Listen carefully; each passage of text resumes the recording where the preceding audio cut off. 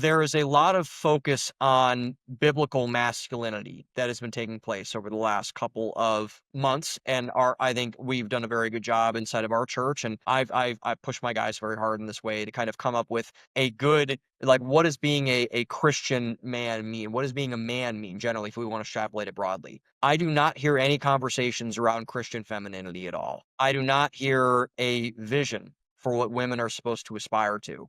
And I think there is a solidified version of that for masculinity now, or a increasingly solidified version of that. I don't hear that for women at all. And I saw really, again, to bring back Jordan Peterson into this conversation, he was talking with Megyn Kelly about this a couple weeks ago on his podcast. And he said something that I thought was maybe the most insightful thing I'd heard in kind of the dating sexual politics market in I've heard maybe a year.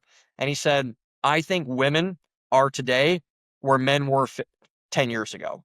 No vision, no future, no Wow. role models, no influencers, no path to success or freedom. And I think that that is a very serious issue. And if we don't solve that, that's going to cause a lot of dating dynamic issues that are going to cause this divergence we're seeing with men and women to extrapolate even further. So I forget who I was listening to. It could have been Peterson, but I can't remember. Someone talking about the difference between like men's self-help literature and women's self-help literature. And for men, it's like grind, self-improvement, be the best version of yourself, keep working to be better. And for women, it's like love yourself the way you are. Right, right.